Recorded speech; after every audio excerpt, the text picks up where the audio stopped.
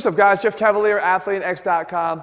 So if you are looking to do a shoulder workout, but your shoulders just don't want to cooperate, meaning you go to lift your arms up overhead and they're not really moving that much. They're stuck, they're stiff. You probably experienced it at some point in time, and you usually probably have a warm-up that you do that will kind of counteract that. And a lot of times what people will do is they'll take, like, let's say a jump rope or something, and they'll reach up overhead like this here, right?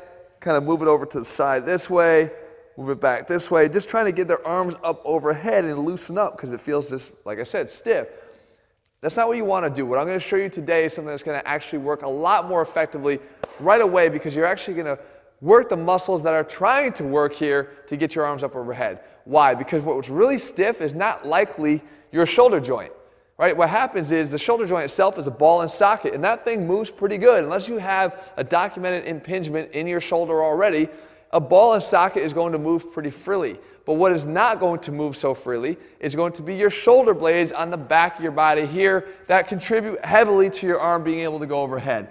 We have a scapulohumeral rhythm, which means the humerus itself contributes a portion to getting up to the top, but if your scapula doesn't move at all, if someone were to lock it in place, then it would not get up to the top. Your arm would never get all the way fully overhead, no matter how much mobility you had here in your arm and your shoulder joint itself. You need to have the ability of your shoulder blades to rotate as you lift your arm up to be able to get your arm all the way up and over your head freely.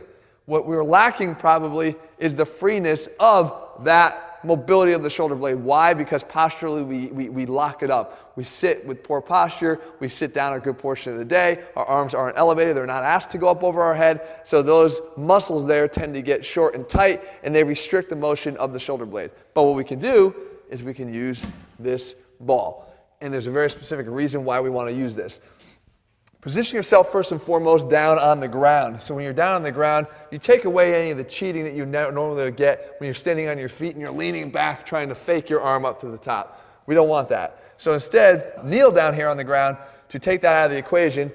Put your hand up on the ball, and the focus here is to get a little bit on the bottom side of the ball and then get your elbow in front of your body here. Okay, so the elbow is angled right here in front of your body. It's not to the point where I'm so far forward with my body that the elbow is back. We want the elbow in front of the body here, and I want to basically push through the wrist, right about through here.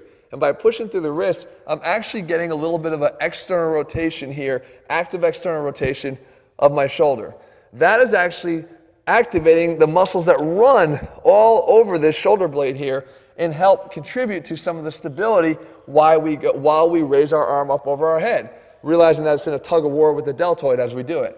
So as I push here and I raise up, I go like this. Okay? I have a very slight push, but I have enough of a push through here, maintaining that forward elbow as we do it. I come to the top. If I need to get a little bit lower, I get a little bit lower on the ball as I get more mobility, and I raise it up. Now, what we're looking for here is that rotation of that right shoulder blade as I lift my arm up over my head.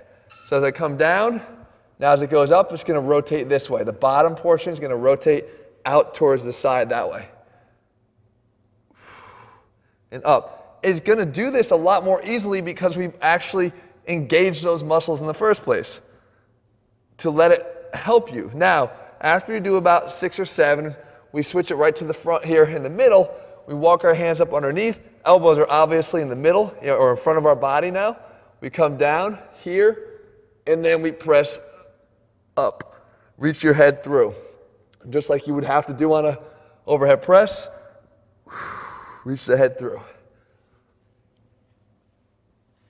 Again, I'm pushing through my wrist here.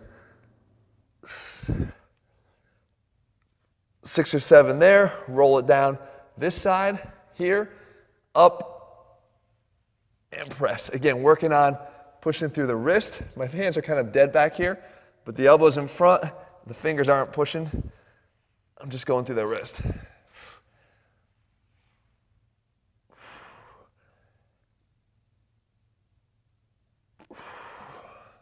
One more.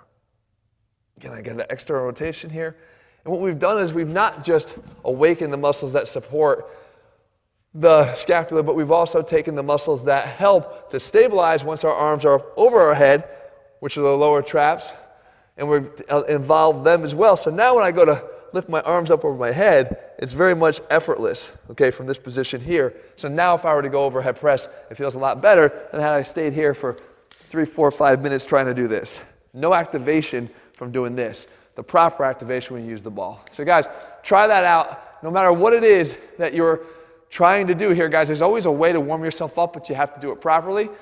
We do that here with ATHLEAN-X. I'm showing you this little technique here. I guarantee it's going to work if you give it a try. If you found this helpful, guys, make sure you subscribe to our channel. I make videos like this all the time, obviously.